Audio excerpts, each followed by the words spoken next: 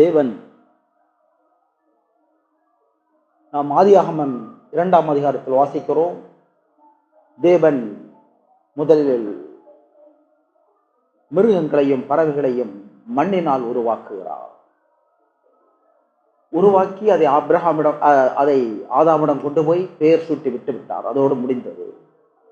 ஆனால் மனுஷனை அவர் உருவாக்குகிறார். மனுஷனையும் மண்ணினால் தான் உருவாக்குகிறார். மிருகங்களையும் பறவைகளையும் உருவாக்கின தேவன் அதே கரத்தினால் மனுஷனையும் அவர் மண்ணினால் தான் உருவாக்குகிறார்.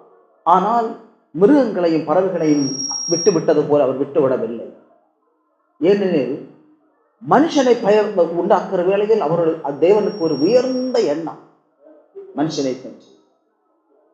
அதற்காக அவர் செய்கிற காரியம், முதலில் அவரது சாயலை கொடுக்கிறார் மனுஷனுக்கு. அதற்கு பிறகு அவரது ஜீவனை கொடுக்கிறார். அதற்கு பிறகு தேவன் அவருடைய திவ்ய சாயலை கொடுக்கிறார். அதற்கு பிறகு எல்லாவற்றோட மேலாக தேவன் மனுஷனை அவருடைய சாயலில் படைத்தது நிமித்தம் அவருடைய மகிமையை அவனுக்குள் பிரகாசிக்க பண்ணுகிறார். நினைத்து பாருங்கள், இவ்வளவு உயர்ந்த இப்பொழுதும் மிருகத்துக்கும் மனுஷனுக்கு உள்ள வித்தியாசத்தை பாருங்கள். ஆனால் இவ்வளவு வித்தியாசத்தில் ஆண்டவர் படைத்த பொழுதும் மனுஷன் அதை உணராமல் மிருகத்துக்குள்ள குணாதிசயங்களிலேயே இன்று வாழ்ந்து கொண்டிருக்கிறார். இப்படி தேவன் உயர்ந்த எண்ணத்தில் மனுஷனை படைத்து விட்டு தேவன் மனுஷர்களை படைத்த அதே தேவன் அக்கினியினாலும் கந்தகத்தினாலும் அழிக்கிறார், பெருவெள்ளத்தினால் அழிக்கிறார். நான் ஏன் இந்த மனுஷனை உருவாக்கினேன் என்று அவர் மனஸ்தாபப்படுகிறார். அந்த அளவுக்கு மனுஷர்கள் மீது வெறுப்பு. அதற்கு ஒரே ஒரு காரணம், மனுஷருடைய பாவம். அந்த பாவத்தை மட்டும் தேவனால் சகிக்க முடியவில்லை. அந்த பாவமும் அநேக நேரத்தில் தேவனுக்கு உக்கிர கோபத்தை உண்டு பண்ணுகிறது, எரிச்சலை மூட்டுகிறது, வெறுப்பை உண்டு பண்ணுகிறது. ஆகவே உயர்ந்த எண்ணத்தில் உண்டு பண்ண ஜனங்களையே தேவனே அழைக்கிறார். இப்படிப்பட்ட பாவங்களில் குறிப்பாக மூன்று பாவங்களை அவர் அடிக்கோடிட்டு காண்பித்து விட்டு ஆண்டவர் சொல்கிறார், இந்த மூன்று பாவங்களுக்கும் நீங்கள் விலகி ஓடுங்கள்ங்கிறார். இந்த பாவம் எந்த மனுஷனையும் தேவனை விட்டு பின்மாற்றம் அடைய செய்து அவனை அழிவுக்கு நேராய் நடத்துகிறது. ஆகவே இந்த மூன்று பாவங்களையும் விட்டு நீங்கள் அதை தூரமாய் விலகி ஓடுங்கிறார் ஆண்டவர். அதில் முதலில் சொல்லப்படுகிற பாவம் நமக்கு தெரியும். அது 1 கொரிந்தியர்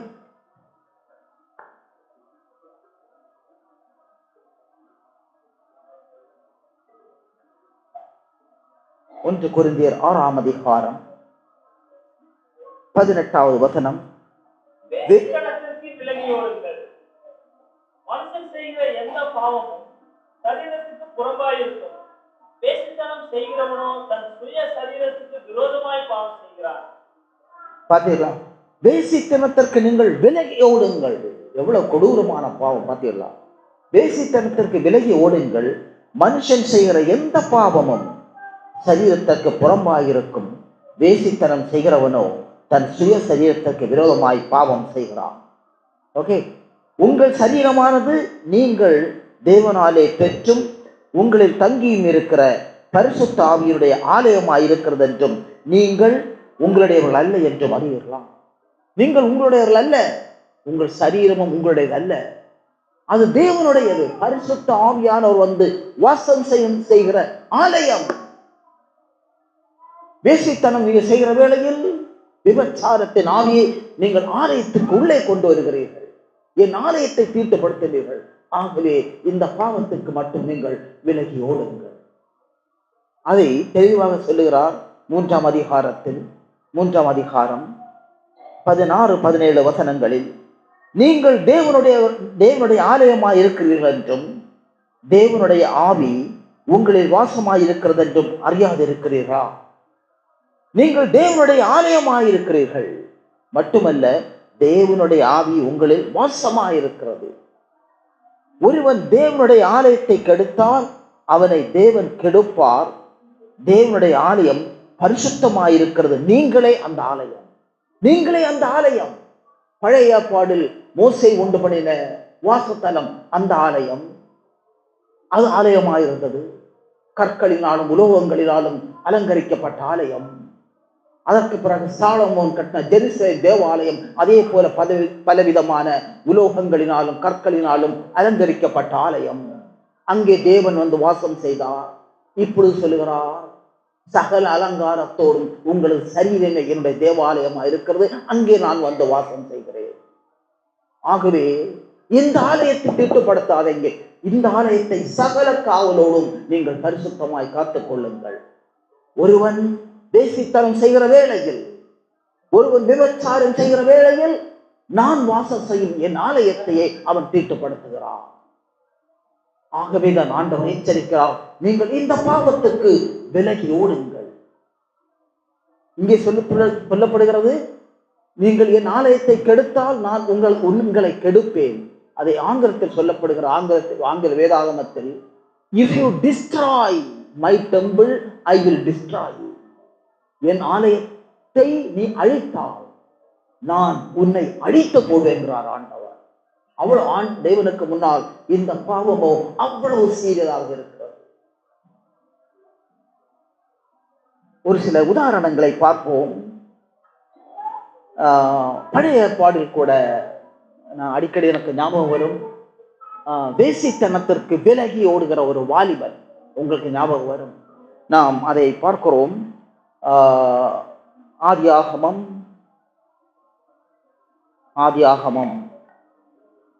39ஆம் அதிகாரம். யோசேப்பு வாலிபன். இது பழைய ஏற்பாடில் வாழ்ந்த ஒரு வாலிபன். இதை வாசிக்கும் போது நமக்கு தெரியும், இந்த நாட்களில் கூட இப்படி வாலிபனை காண்பது அரிதாக. அவனுக்கு கிருபை இல்லாத நாட்கள், வேதங்கள் இல்லாத நாட்கள், இப்படிப்பட்ட ஆலோசனைகள் இல்லாத நாட்கள். அவன் ஒரே ஒரு காரணத்தில் இருந்ததெல்லாமோ தேவனுக்கு பயப்படுகிற பயம்.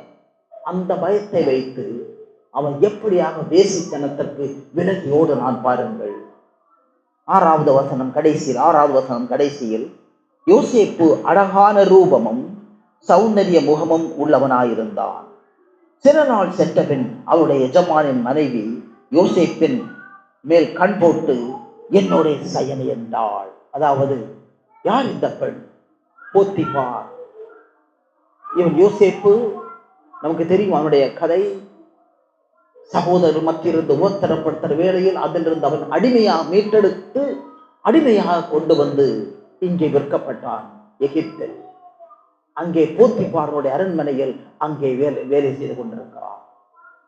இவனுடைய தெய்வீக தாகத்தை கண்டு அங்கு உள்ள எல்லாவற்றையுமே அவனுடைய கருங்களில் ஒப்புக் கொடுக்கிறான். ஆக இவன் அங்கே வேலை செய்து கொண்டிருக்கிற பொழுது அவனுடைய எஜமானுடைய மனைவி, அவளும் ரூபவதியாயிருந்தாள், அழகாக இருந்தாள். அங்கே யாரும் இல்லை அந்த அரண்மனையில். அந்த அழகான ரூபவதியான பெண்ணும் இவன் இருந்தான். ஆனால் என்ன நடந்தது பார்த்தீங்களா? அவள் சொல்லுகிறாள், அவள் இவனுடைய அழகினால் அதிகமாக ஈர்க்கப்பட்டு அவளிடம் சொல்லுகிறாள், யோசேப்பே நீ என்னோட சயனி என்றாள். இதை நேராக சொல்ல முடியாது. இதற்கு முன்னால் பல விதத்திலும் அவள் முயற்சி செய்திருப்பாள். கடைசியில் இப்படிப்பட்ட வார்த்தையை சொல்வதற்கே அவள் எத்தனித்தாள். ஆனால் 29வது வசனத்தை பார்த்தீங்களா? அவன் கடைசியில, நான் இத்தனை பெரிய பொல்லாப்புக்கு உடன்பட்டு தேவனுக்கு விரோதமாக பாவம் செய்வதற்கு, கிருபை இல்லாத ஒரு மனுஷன், அபிஷேகம் இல்லாத மனுஷன், அவனிடத்தில் இருந்ததெல்லாம் தேவ பயம், தேவனுக்கு பயப்படுற உண்மையான பயம். இந்த பொல்லாப்பை என் தேவனுக்கு எதிராக நான் எப்படி செய்வேன்? என்ன நடந்தது பார்த்தீர்களா? 10வது வசனம், அவள் நித்தம் யோசேப்போடு இப்படி பேசிக் கொண்டு வந்தும் ஒவ்வொரு நாளும் நீ என்னோட சயனி என்று எவ்வளவோ இது பண்ணி அவளை பேசிக்கொண்டே இருக்கிறாள். ஆக அவன் அவளுடனே சயனிக்கவும் அவளுடனே இருக்கவும் சம்மதிக்கவில்லை. அதான் முக்கியம். சயனிக்கிறது என்பது கடைசியில் நடக்கிற காரியம். ஓகே. ஆனால் இங்கே அவன் அவளோடு இருக்கவும் சம்மதிக்கவில்லை. இது எப்படி இருந்திருக்கும்? நான் நினைக்கிறேன் அது பெரிய வீடு, பங்களா, அதில் பலவிதமான அறைகள் இருந்திருக்கும். அவளோடு இருப்பதையே அவன் தவிர்த்திருக்கிறான். நான் நினைக்கிறேன் யோசேப்பு ஒரு அறையில் வேலை செய்து கொண்டிருக்கிற வேளையில் அந்த அழகான பெண்மணி அந்த அறையில் வந்திருப்பாள். உடனே அவன் அங்கிருந்து எழும்பி இன்னொரு அறைக்கு போயிருப்பான், அங்கு வேலை செய்வது போல். அவள் பின்தொடர்ந்து அங்கே போயிருப்பாள். அவளை கண்டவுடன் இன்னொரு அறையில் வேலை இருப்பது போல் அங்கே போயிருப்பான். எதற்கு? அவளோடு இருப்பதை கூட தவிர்க்கிறான். எதை காண்பிக்கிறது? அந்த வாலிபனத்தில் இருந்த மேன்மையான குணமோ அக்காரியத்தில் எதிர்பாளரோடு பழகிற காரியத்தில் தனக்கென்று ஒரு உறுதியான எல்லையை அவன் வைத்துக் கொண்டான். தான் முக்கியம். தனக்கென்று ஒரு உறுதியான எல்லையை அவன் வைத்துக் கொண்டான். அதன் நிமித்தம்தான் அவளோடு இருப்பதை அவன் தவிர்க்கிறான். இந்த அநேக வாலிபர்கள் இப்பாவத்தில் விழுவது, அநேக ஊழியர்கள் இந்த பாவத்தில் விழுவது ஏன் தெரியுமா? இக்காரியத்தில் அவர்கள் பேசுவதிலும், எதிர்பாளரோடு பேசுவதிலும், பழகுவதிலும் அவர்களுக்கு ஒரு உறுதியான எல்லை அவர்களுக்கு கிடையவே கிடையாது. அப்படி தங்களுக்கு என்று ஒரு எல்லை இல்லாத நிமித்தம், பவுண்டரி, அந்த எல்லை இல்லாத நிமித்தம் வாயின் வார்த்தையிலும் செயலிலும் எல்லையை தாண்டி விடுகிறார்கள். அதுவோ நாளைய நாள் பெரிய பாவத்தை கொண்டு விடுகிறது. அதன் மீது என்ன நடந்தது பார்த்தீர்களா? அவள் 11-12 அதிகாரத்தை வைத்து பாருங்கள். ஒரு நாள் சூழ்நிலை கிடைத்த பொழுது அவள் அவளுடைய வஸ்திரத்தை பற்றி பிடித்துக் கொண்டாள். அவனோ வஸ்திரத்தை விட்டுக் கொண்டு அங்கிருந்து தேவ சமூகத்தை நோக்கி ஓடுகிறான். அதான் முக்கியம். தேவ சமூகத்தை நோக்கி ஓடுகிறான். சரி, ஒரு காரியம், எப்படிப்பட்ட சோதனை எல்லாம் கடந்து போகிற வேளையிலும் அந்த சோதனையில் 2 காரியம் நடக்கும். 2 காரியம். ஒன்று, அந்த சோதனை நிமித்தம் நாம் தேவ சமூகத்தை நோக்கி ஓடுவோம், அல்லது அந்த சோதனை நிமித்தம் தேவ சமூகத்தை விட்டு விலகி ஓடுவோம். ஞாபகம் இருக்கிறதா? யோசேப்பு அந்த நேரத்தில் தேவ பயத்துடன் தேவ சமூகத்தை நோக்கி ஓடுகிறான். இதே போல் ஞாபகம் இருக்கிறதா? சிம்சோனும் சோதிக்கப்பட்டான். சிம்சோன் சோதிக்கப்பட்ட பிறகு அவன் தேவ சமூகத்தை விட்டு விலகி ஓடி அவள் பெரியாளின் மடியில் தலையை வைத்து அங்கே அவன் அழிவை தேடிக்கொண்டான். ஆகவே இந்த காரியத்தில் நான் சொல்லுகிறேன், அநேக ஊழியர்கள், அநேக தேவ மனுஷர்கள், வைராக்கிய வாஞ்சியார் வாழ்கிற இளைஞர்கள் இன்று பின்மாற்றம் அடைந்து முன்னிலையை விடவும் பின்னிலைமை பரிதாபமான நிலையில் தள்ளப்பட்டிருக்கிறார்கள். திரும்பவும் சொல்கிறேன், இக்காரியத்தில் வாயின் வார்த்தையிலும் பார்வையிலும் செயலிலும் அவர்கள் சுற்றி அவர்கள் ஒரு எல்லையை வகுத்துக் கொள்வதில்லை. There is no boundary for them. இன்னொரு உதாரணத்தை காண்பிக்கிறேன். இதே போல ஒரு வாலிபன், அதுவும் ஒரு வாலிப தீர்க்கதரிசி, 2ஆம் அதிகாரம் 2 ராஜாக்கள் 2ஆம் அதிகாரம் 4ஆம் அதிகாரம்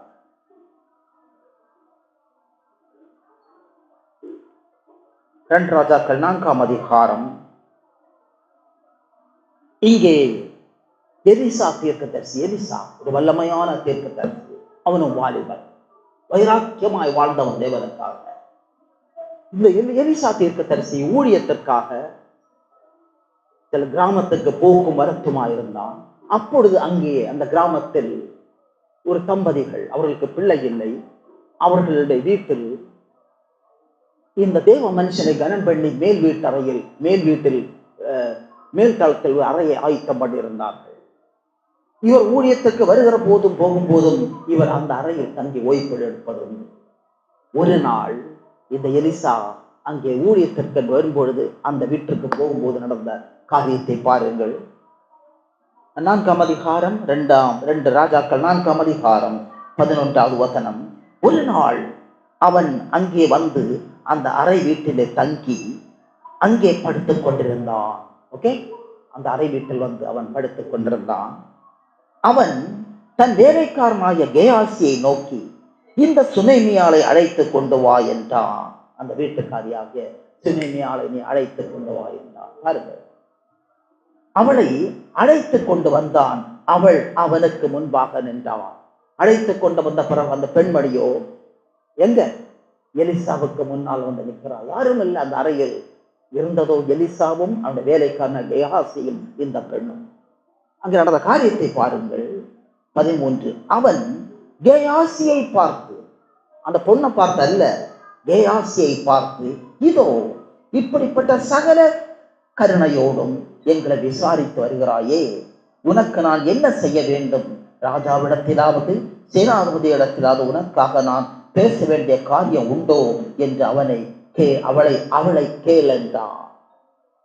நாங்கள் வரும்போதெல்லாம் எவ்வளவோ பணிவிடை எங்களுக்கு நீ செய்வாள், எவ்வளவு நன்மைகளை செய்கிற. ஆகையால் உனக்கு நான் என்ன செய்ய வேண்டும் என்ற அந்த கேள்வியை அந்த முகத்தை பார்த்து கூட பேச ஒரு வாலிப தீர்க்கதரிசி அழகான பெண்மணி முன்னிக்கையில் அந்த முகத்தை பார்த்து கூட பேச விரும்பவில்லை. அந்த கேயாசியாய தன் வேலைக்காரனை பார்த்து பேசுகிறான். பார்த்தீர்களா? இக்காலத்தில் கூட இப்படிப்பட்ட வாலிபர்களை காண்பது அரிது. யோசேப்பை போல அந்த எதிர்வாளோடு பழகிற விஷயத்தில் தன்னை எவ்வளவு பரிசுத்தமாக காத்துக்கொண்டான். ஒரு பொண்ணின் முகத்தை பார்த்து கூட பேச விரும்பவில்லை. பேச வேண்டியதை வேலைக்காரனிடம் பேசுகிறான். கிறிஸ்துவில் அன்பார்ந்த சகோதர சகோதரிகளை நினைத்து பாருங்கள். நாம் அதை போல தீமோத்தேயு உண்மையும் உத்தமமான ஊழியக்காரன். யார்? பவுலுக்கு கிடைத்த ஊழியக்காரன். அந்த ஊழியத்துக்கு என்று பவுல் அவனை உருவாக்குற வேளையில் அவனிடத்தில் மிக எச்சரிப்போடு பேசுகிற காரியம் 2 தீமோத்தேயு 2 தீமோத்தேயு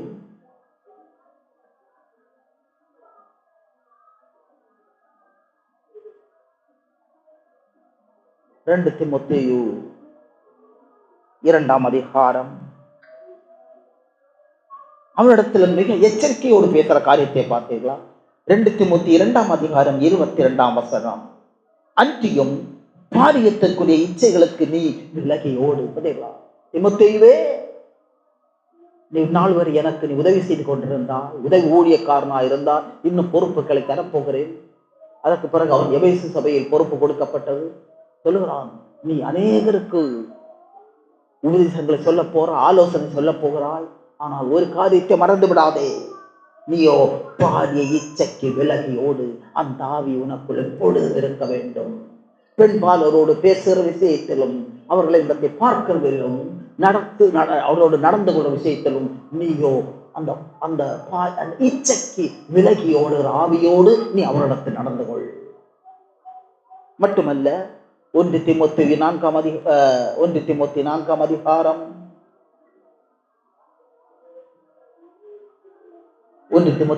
அதிகாரம் 12 வசனம். உன் இளமையை குறித்து ஒருவனும் உன்னை அசட்டை பண்ணாதபடிக்கு, பாருங்க, உன் இளமையை குறித்து ஒருவனும் உன்னை அசட்டை பண்ணாதபடிக்கு நீ வார்த்தையிலும் நடக்கையிலும் அன்பிலும் ஆவியிலும் விசுவாசத்திலும் கற்பிலும் விசுவாசிகளுக்கு நீ மாதிரியாயிரு.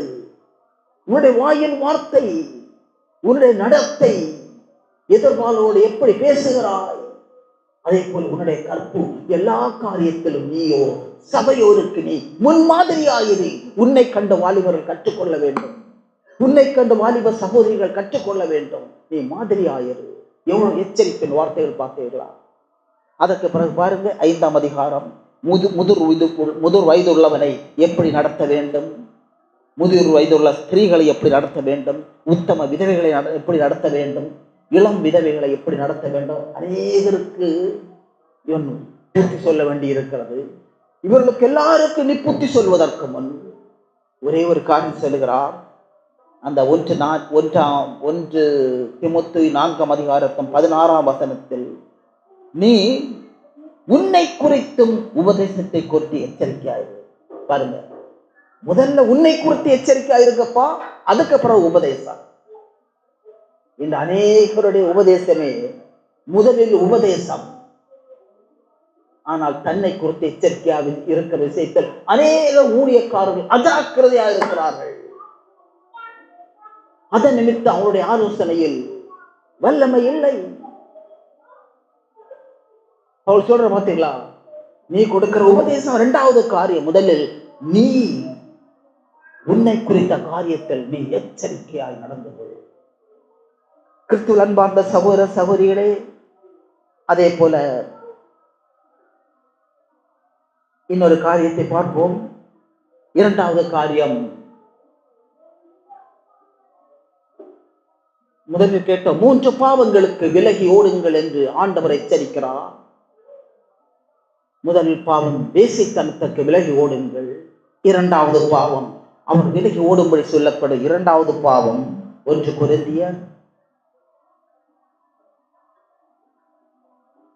14ஆம் அதிகாரம், 1 கொரிந்தியர் 10ஆம் அதிகாரம்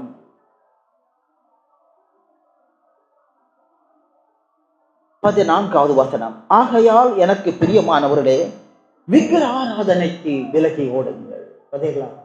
விக்கிர ஆராதனை, இந்த விக்கிர ஆராதனை என்பது கிறிஸ்தவத்தை அநேகர் அலட்சியமாக எடுக்கிறார்கள். ஆனால் ஆண்டவர் சொல்லுகிறார், விபச்சாரம் வேசித்தனம் எவ்வளவு கொடியதோ அதே போல இந்த விக்கிர ஆராதனையும் கொடியது. ஆகவே விக்கிர ஆராதனைக்கு நீங்கள் விலகி ஓடுங்கள் ஆண்டவர். முதலில் விக்கிர ஆராதனை என்றால் என்ன என்பதை தெரிந்து கொள்வது நலமாகிறது. அநேகர் இதை என்னவென்று தெரிந்து கொள்ளாத நிமித்தம் அதை அஜாக்கிரதையாக எடுக்கிறார்கள். விக்கிர ஆராதனை என்றால் முதலில் நம்முடைய இருதயத்தில் எல்லா காரியத்திலும் தேவனுக்கு முதலிடம். எல்லா காரியத்திலும் என் இருதயத்தில் தேவனுக்கான முதலிடம். அந்த தேவனுக்கான ஆனால் என் இருதயத்தில் எரிந்து கொண்டே இருக்க வேண்டும். மற்றவரெல்லாம் அதற்கு பிறகு. ஆனால் பார்த்திருப்பீர்கள், நம்முடைய வாழ்க்கை அப்படித்தான் தொடங்கி இருப்போம். நாட்கள் செல்ல செல்ல தேவனுக்கு கொடுத்த முதலிடத்தில் நமக்கு பிரியமான வேற ஏதாவது மனுஷர்கள் அல்லது சில பழக்க வழக்கங்கள், சில கெட்ட சுபாவங்கள், இவைகளை கொண்டு வந்து அந்த முதலிடத்தில் வைத்துவிட்டு தேவனை அங்கிருந்து அந்த முதலிடத்தை நாம் தேவனுக்கு கொடுக்காமல் இழந்து விடுகிறோம். அதுதான் விக்கிர ஆராதனை. தேவன் இருக்க வேண்டிய முதலிடத்தில் எதுவை, எந்த மனுஷனையோ, எப்படிப்பட்ட பழக்க வழக்கங்களையோ எதை கொண்டு வந்தாலும் அது நமக்கு விக்கிரமாய் மாறிவிடுகிறது. இந்த அநேகர் அதனால தான் தேவனுக்கு கொடுக்க வேண்டிய முதல் இடத்தை இப்படிப்பட்ட பழக்க வழக்கங்களுக்கு கொடுக்கிற வேளையில் அல்லது வேறு சில மனுஷர்களுக்கு கொடுக்கிற வேளையில் அவர்கள் தேவனுக்கு கொடுக்க வேண்டிய ஆதி அன்பை இழந்து, அந்த ஆதி அன்பை இழந்து, the simple devotion அதை இழந்து அவர்களோ ஒரு பின்மாற்றமான வாழ்க்கையில் வாழ்ந்து கொண்டே இருக்கிறார்கள். கிறிஸ்துவில் அன்பார்ந்த சகோதரிகளே, நாம் இதில் சில உதாரணங்களை நாம் பார்ப்போம். 1 ராஜாக்கள் 11ஆம் அதிகாரம்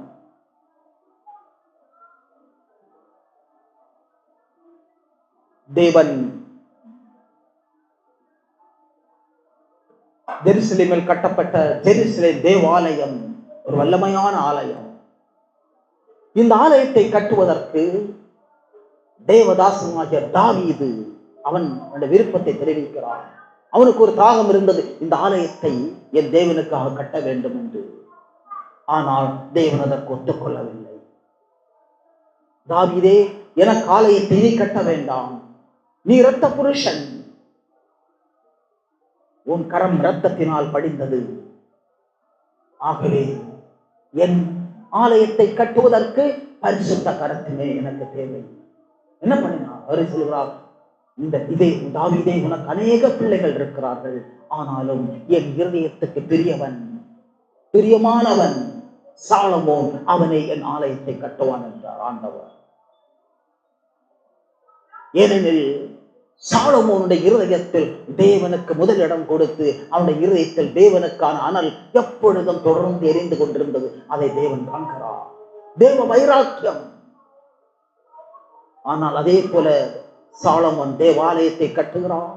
தேவாலயத்தை கட்டுகிற வேளையில் அந்த வைராக்கியம், தேவதாகம் அதிகரிக்க அதிகரிக்க அந்த அதில் எழுதப்பட்டிருக்கிறது, அந்த மகா பரிசுத்த ஸ்தலத்தை செவர் முழுவதும் தங்க தகடுகளால் அதை அலங்கரிக்கிறார், தங்கத்தினார். ஏனெனில் அங்கேதான் தேவன் வந்து வாசம் பண்ணுகிற இடம். எதை காண்பிக்கிறது? தேவன் வந்து வாசம் செய்வதற்கு தன் இருதயத்தை சகல பரிசுத்தத்தோடும் காத்துக்கொள்வதற்கு அது ஒப்பாக இருக்கிறது. ஆனா நாட்கள் செல்ல செல்ல என்ன நடந்தது? நாட்கள் செல்ல செல்ல தாவீதோ தேவனுக்கு கொடுத்த முதலிடத்தை என்ன பண்ண நான் பார்த்தீர்களா? சாலமோன் என்ன பண்ண பார்த்தீர்களா? 11ஆம் அதிகாரம் 3-4 வசனங்கள். அவனுக்கு பிரபுக்கள் குலமான 700 மனமனையாட்டிகளும் 300 மறுமனையாட்டிகளும் இருந்தார்கள். அவனுடைய ஸ்திரீகள் அவன் இருதயத்தை வழுவி போக பண்ணினார்கள். சாலமோன் வயது சென்ற போது அவனுடைய மனைவிகள் அவன் இருதயத்தை அந்நிய தேவர்களை பின்பற்றும்படி சாய பண்ணினார்கள். அதனால் அவனுடைய இருதயம் அவன் தகப்பனாகிய தாவீதின் இருதயத்தை போல தன் தேவனாகிய கர்த்தரோட உத்தமமாக இருக்கவில்லை.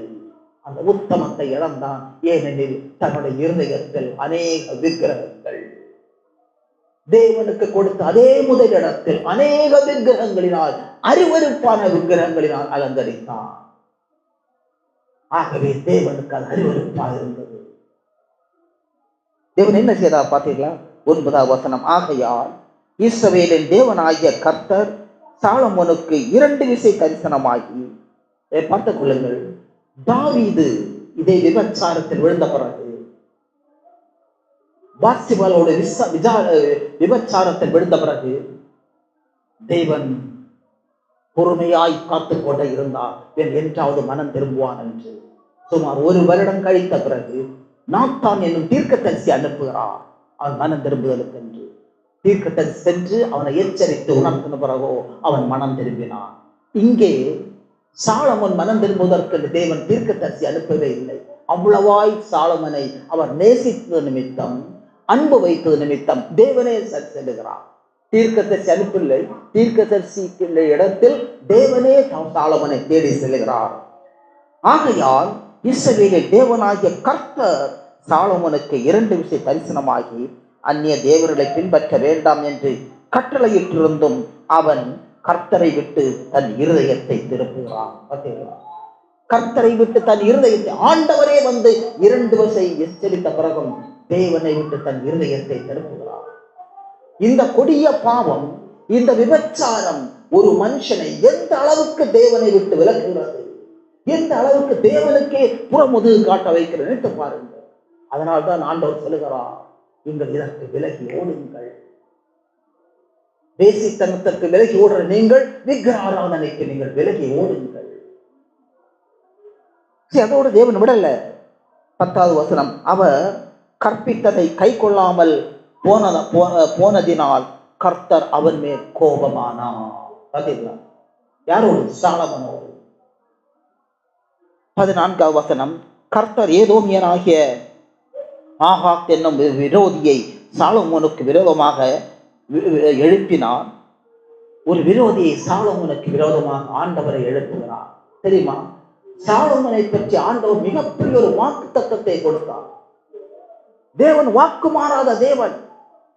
ஆனால் இங்கே தாவீதிடம் சாலமோன் பிறந்தவுடன் பெரிய ஒரு வாக்கு தத்தத்தை கொடுக்கிறார். 1 நாளாகமம் 22ஆம் அதிகாரம். அந்த வாக்கு தத்தத்தை ஆண்டவரே பின்வாங்குகிறார். பாருங்க, 1 நாளாகமம் 22ஆம் அதிகாரம் 9ஆவது வசனம். இதோ உனக்கு பிறக்க போகிற குமாரன் அமைதியுள்ள புருஷனாயிருப்பான். சுற்றிலும் அவன் சத்துருக்களை எல்லாம் விலக்கி அவனை அமர்ந்திருக்க செய்வேன். ஆகையால் அவன் பேர் சாலமோன் எனப்படும். பார்த்தீங்களா? அவன் நாட்களில் இஸ்ரவேலின் மேல் சமாதானத்தையும் அமைதிக்கு அருள்வேன் என்று வாக்குத்தத்தம் பண்ணார். உனக்கு சத்துருக்களே இல்லை, உன்னை சுற்றிலும் சமாதானத்தை நான் அமெரிக்கையாம் நான் அருள பண்ணுவேன் சொன்ன ஆண்டவரோ அதை அந்த வாக்கு தத்தத்தை பின்வாங்கி அவனுக்கு எதிராக சத்துருக்களை ஆண்டவர் அனுப்புகிறார். எவ்வளவு கொடிய ஒரு பாரு. சோ இப்படிப்பட்ட பாவம் தேவனை எவ்வளவாக அவரை அவருடைய இருதயத்துக்கு வேதனையை எரிச்சலை உண்டு கொள்வது என்று நினைத்து பார்ப்போம். மூன்றாவதாக ஆண்டவர் சொன்ன பாவம், விலகி ஓடும்படி சொன்ன இன்னொரு பாவம் 1 தீமோத்தி